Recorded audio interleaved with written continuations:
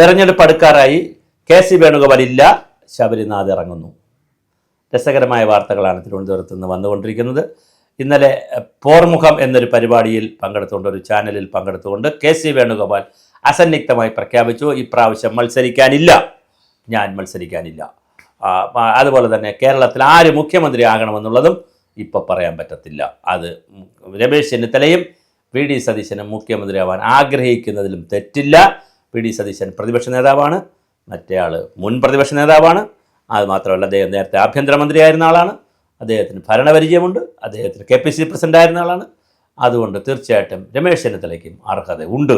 ഞാൻ എന്തായാലും അങ്ങോട്ടേക്കില്ല. അപ്പോൾ അത്ര കണ്ട് കോൺഗ്രസ് രക്ഷപ്പെട്ടു. വേറൊന്നുമല്ല, ത്രിമൂർത്തികൾ വന്നാൽ വീണ്ടും കൺഫ്യൂഷൻ ആവുമല്ലോ, തോപ്പിക്കണോ ജയിപ്പിക്കണോ എന്നുള്ള എല്ലാവരും തമ്മിൽ. ഇപ്പോൾ 2 പേരേ ഉള്ളൂ. അവർ തമ്മിൽ ഒരു അച്ചാമച്ച തെരഞ്ഞെടുപ്പിനും രാവുക, തെരഞ്ഞെടുപ്പ് കഴിഞ്ഞ് നമുക്ക് തല്ലാവാം എന്ന് തീരുമാനിച്ചാൽ തീർച്ചയായും UDF തന്നെ വരാൻ സാധ്യതയുണ്ട്. ഈ പശ്ചാത്തലത്തിൽ നിന്നുകൊണ്ടാണ് UDF സ്ഥാനാർത്ഥികളെ ലോഞ്ച് ചെയ്യാൻ തീരുമാനിക്കുന്നത്. തിരുവനന്തപുരത്ത് ഇപ്പോൾ ഏറ്റവും ലേറ്റസ്റ്റായി വരുന്ന ന്യൂസ് അനുസരിച്ച് കോർപ്പറേഷനിൽ ശബരിനാഥിന് ചേട്ടന് ഒന്നും ചെയ്യാനില്ല. കാരണം അവിടെ BJP ആണ് ഭരിക്കുന്നത്. അവർക്ക് സ്റ്റാൻഡിംഗ് കമ്മിറ്റി ചെയർമാൻഷിപ്പ് പോലും കിട്ടിയിട്ടില്ല. 7 എണ്ണം കിട്ടിയിരിക്കുന്നതും BJPക്കാണ്. ഒരു നികുതി അപ്പീൽക്കാര സമിതിയുടെ ഒരു ചെയർമാൻഷിപ്പ് കിട്ടും, അത് CPM കൊണ്ടുപോകും. അപ്പോൾ എന്തായാലും അവിടെ കോൺഗ്രസ്സിന് 20 സീറ്റായി, 19 എന്നുള്ള 20 സീറ്റായി വിഴിഞ്ഞം കൂടെ കിട്ടിയപ്പോൾ. പക്ഷേ ഒന്നും ചെയ്യാനില്ല. അത് കവടിയാർ സീറ്റ് അദ്ദേഹം MLA ആയിട്ട് മത്സരിക്കാനുള്ള സാധ്യതയുണ്ട്. ജയിച്ചാൽ BJPക്ക് കവടിയാർ സീറ്റ് കിട്ടാൻ സാധ്യതയുണ്ട്. മധുസൂദനൻ നായർ ഒന്നുകൂടി മത്സരിച്ചാൽ ചിലപ്പോൾ ജയിക്കാൻ സാധ്യതയുണ്ട്. അത് വേറെ വിഷയമാണ്, അത് രണ്ടാമത്തെ വിഷയമാണ്. പക്ഷെ തോറ്റു പോകുമ്പോൾ ജയിച്ചു പോകുമെന്ന് പറയാൻ പറ്റില്ല. കാരണം ഒരു കോൺഗ്രസ് അനുകൂലമായി കൂടെ നിൽക്കുന്ന മണ്ഡലമാണ്. എന്നാൽ കഴിഞ്ഞ 2 പ്രാവശ്യം നമ്മുടെ പ്രശാന്ത് മേയർ പിടിച്ച മണ്ഡലവുമാണ്. അദ്ദേഹം ഈ പ്രളയ സമയത്തൊക്കെ ചെയ്ത വലിയ ജീവകാരുണ്യ പ്രവർത്തനങ്ങളൊക്കെ കൊണ്ട് അദ്ദേഹം പിടിച്ചെടുത്ത ഒരു മണ്ഡലമാണ് വട്ടിയൂർക്കാവ്. എന്നാൽ ശ്രീലേഖ IPSുമായിട്ടുള്ള വിഷയത്തിൽ ഒരു ചെറിയ പരിക്ക് അദ്ദേഹത്തിന് പറ്റിയിട്ടുമുണ്ട്. അപ്പോൾ ഓഫീസ് മാറ്റമായിട്ട് വന്ന് മുഖം ചെറുതായിട്ടൊന്ന് വികൃതമായിട്ടുമുണ്ട്. അതേസമയം മറ്റൊരു പ്രധാനപ്പെട്ട കക്ഷി ഇറങ്ങുന്നുണ്ട്, പുലി ഇറങ്ങുന്നു എന്ന് പറഞ്ഞ കണക്ക് ഒരു 1.5 വരവ് വരികയാണ്. സുരേന്ദ്രൻ വരുന്നു. ആളുകൾ ഉള്ളി സുരേന്ദ്രനൊക്കെ കളിയാക്കി വിളിക്കും, അത് വേറെ വിഷയം. എന്തായാലും സുരേട്ടൻ വരുന്നു. അപ്പോൾ സുരേന്ദ്രൻ വന്നാൽ എന്ത് സംഭവിക്കുമെന്നറിയില്ല. അതിൻ്റെ പ്രശ്നം എന്തെന്ന് വെച്ചാൽ, നേമത്ത് രാജീവ് ചന്ദ്രശേഖർ പ്രസിഡന്റ്, കഴക്കൂട്ടത്ത് V മുരളീധരൻ മുൻ കേന്ദ്രമന്ത്രി, മുൻ സംസ്ഥാന പ്രസിഡന്റ്, ഇവിടെ സുരേന്ദ്രൻ, ഇവിടെ വട്ടിയൂർക്കാവിൽ. ഒരു ജിയോഗ്രഫിക്കൽ ആക്സസ് ഉണ്ടാക്കി പ്രധാനമന്ത്രിയെയും അമിത്ഷായെയും JP നദ്ദയെയും പുതിയ പ്രസിഡന്റിനെയും എല്ലാവരെയും ഇറക്കി, അണ്ണാമലയും എല്ലാവരും ഇറക്കി വലിയ ഒരു ബ്രഹ്മാണ്ഡ പ്രചരണം നടത്തിയാൽ ഈ 3 മണ്ഡലവും ഒന്നിച്ചെടുക്കാൻ പറ്റില്ലേ എന്നൊരു ചിന്തയിലാണ് ആര് നിൽക്കുന്നത്, നമ്മുടെ BJP നിൽക്കുന്നത്. എന്നിട്ട് ശ്രീലേഖ IPSന് വേണമെങ്കിൽ തിരുവനന്തപുരത്ത് കൊടുക്കാം. അപ്പോൾ തൻ്റെ മക്കളെ കൂടെ ഇതാ സമർപ്പിച്ചിരിക്കുന്നു, സമർപ്പയാമി എന്ന് പറഞ്ഞ് അവരെയും രാഷ്ട്രീയത്തിൽ ഇറക്കുമെന്നൊക്കെ പറഞ്ഞ് എങ്ങനെയും വട്ടിയൂർക്കാവ് തരൂ എന്ന് പറഞ്ഞ് നിൽക്കുന്ന കൃഷ്ണകുമാർ ചേട്ടൻ എങ്ങോട്ട് പോകുമെന്നൊരു നിവർത്തിയില്ല. അദ്ദേഹത്തിന് ഇനി വേറെ എവിടെയെങ്കിലും ചെങ്ങന്നൂരോ കൊല്ലത്ത് കഴിഞ്ഞ പ്രാവശ്യം പാർലമെൻറ്റിൽ മത്സരിച്ചതുകൊണ്ട് അവിടെ എവിടെയെങ്കിലും കൊണ്ടുപോയി നിർത്തും. കൃഷ്ണകുമാർ സിനിമാ നടനായതുകൊണ്ട് എവിടെ നിർത്തിയാലും മതിയല്ലോ, എവിടെയെങ്കിലും കൊണ്ട് നിർത്തുമോ എന്നറിയില്ല. ചെങ്ങന്നൂർ സാധ്യതയില്ല. സന്ദീപ് വജസ്പതിയെ ഇന്നലെ ഇലക്ഷൻ്റെ ചുമതല കൊടുത്തു, അപ്പോൾ അദ്ദേഹമായിരിക്കും അവിടെ നോക്കുന്നത്. അപ്പോൾ എന്തായാലും നമ്മുടെ ശബരിനാഥ് തിരുവനന്തപുരം വട്ടിയൂർക്കാവിൽ ഇറങ്ങുമോ? ആര്യനാട് നിന്ന് അദ്ദേഹം MBA-കാരനാണ്, ടാറ്റ ഇൻസ്റ്റിറ്റ്യൂട്ടിൽ ജോലി ചെയ്തിരുന്ന ആളാണ്, അവിടെ CSR ഫണ്ടൊക്കെ നോക്കിയിരുന്ന ആളാണ്, ഈ ആദിവാസികളുടെ ഇടയിലൊക്കെ പോയി പ്രവർത്തിച്ചിട്ടുള്ള പരിചയമൊക്കെയുള്ള ആളാണ്, നല്ല മിടുക്കനാണ്. ദിവ്യ എസ് അയ്യരുടെ ഏക കുഴപ്പം ദിവ്യ എസ് അയ്യരെ കല്യാണം കഴിച്ചു എന്നുള്ളതാണ്. ദിവ്യ എസ് അയ്യരുടെ ഏക കുഴപ്പം അവർ മാറി ഇങ്ങനെ ഒരു പഴയ കമലദാസിന് പഠിക്കുകയാണ്, നമ്മുടെ മാധവിക്കുട്ടിക്ക് പഠിച്ചുകൊണ്ടിരിക്കുകയാണ് അവർ. എന്നാണ് അവർ വീഴുക എന്നറിയില്ല ദിവ്യ എസ് അയ്യർ. എന്തായാലും അവർ പഠിച്ചുകൊണ്ടിരിക്കുകയാണ്. ലവ് ജിഹാദൊക്കെ ഇനി എന്തെങ്കിലും ഭാവിയിൽ സംഭവിച്ചാൽ ശബരിനാഥിൻ്റെ കാര്യം പോക്കാണ്, അത് സാന്ദർഭ്യമായിട്ട് പറഞ്ഞു എന്നേ ഉള്ളൂ. എന്തായാലും ദിവ്യ എസ് അയ്യരുടെ ഭർത്താവായി എന്നുള്ളൊരു ഒറ്റ കുഴപ്പമേ ഉള്ളൂ. വളരെ മനോഹരമായിട്ടുള്ളൊരു നേതാവാണ്, സാത്വികനാണ്, വളരെ ചെറുപ്പമാണ്, പക്വതയോടുകൂടി സംസാരിക്കുന്ന ആളാണ്. കാർത്തികേയൻ സാറിൻ്റെ എല്ലാ ഗുണവും, കാർത്തികേയൻ അവരുടെ എല്ലാ ഗുണവും കിട്ടിയിട്ടുള്ള മകനാണ്.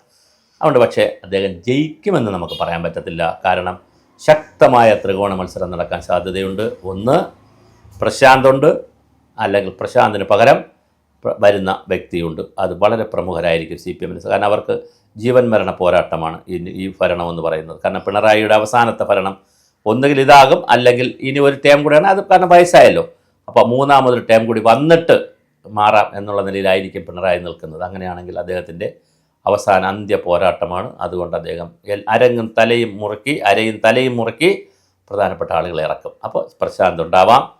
ഇനി ഇപ്പുറത്ത് ശബരിനാഥ് അല്ലെങ്കിൽ മുരളീധരനാണ് പിന്നൊരു അഡ്വക്കേറ്റ് വീണ നായർക്കൊന്നും ഒരു സാധ്യതയില്ല. മുരളീധരനാണ് പിന്നുള്ളത്. മുരളീധരൻ തൃശ്ശൂരും മുരളീധരൻ്റെ പേര് പറയുന്നുണ്ട്. നേമത്ത് മുരളീധരൻ്റെ പേര്, പല സ്ഥലങ്ങളിലും മുരളീധരൻ ഒരു ആഗോള പ്രതിഭാസമായതുകൊണ്ട് എവിടെ വേണോ ഇടാമല്ലോ. അങ്ങനെ ഉണ്ടല്ലോ, അങ്ങനെ കുറേ നേതാക്കൾ. ഇപ്പോൾ സുരേന്ദ്രൻ എവിടെ വേണോ ഇടാം സംസ്ഥാനത്ത്, മുരളീധരൻ എവിടെ വേണോ ഇടാം, ശോഭാ സുരേന്ദ്രൻ എവിടെ വേണോ കൊണ്ടിടാം. അങ്ങനെയുള്ള കുറേ നേതാക്കളുണ്ട്. വേറെ ചിലരൊന്ന് മണ്ഡലം മാറ്റിയിട്ടാൽ പപ്പടമായി പോകും. അതേസമയം ഇങ്ങനെ അങ്ങല്ല, ഇവരൊക്കെ സംസ്ഥാന തലത്തിൽ നിൽക്കുന്ന നേതാക്കളാണ്.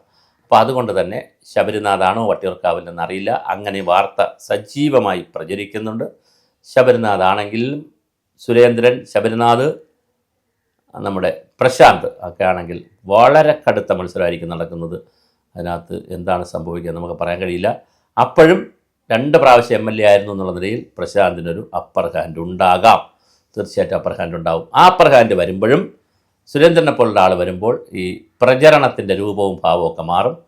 ചിലവാക്കുന്ന പണത്തിൻ്റെ അളവ് കൂടും. കാരണം അവർ പ്രധാന നേതാക്കളാണല്ലോ, അതുകൊണ്ടാണ് ഞാൻ പറഞ്ഞത്, അല്ലാതെ അദ്ദേഹം പണക്കാരനായതുകൊണ്ടല്ല.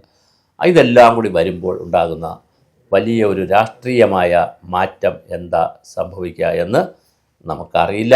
തീർച്ചയായിട്ടും വളരെ ഗൗരവതരമായ ഒരു പൊളിറ്റിക്സ് കേരളത്തിൽ തിരുവനന്തപുരത്ത് കറങ്ങുന്നുണ്ട്. പിന്നെ എല്ലാ ചാനലുകളും റിപ്പോർട്ട് ചെയ്യുന്ന എല്ലാവരും അനലൈസ് ചെയ്ത് തുടങ്ങിയിട്ടുണ്ട്, പൊളിറ്റിക്കൽ അനാലിസിസ്.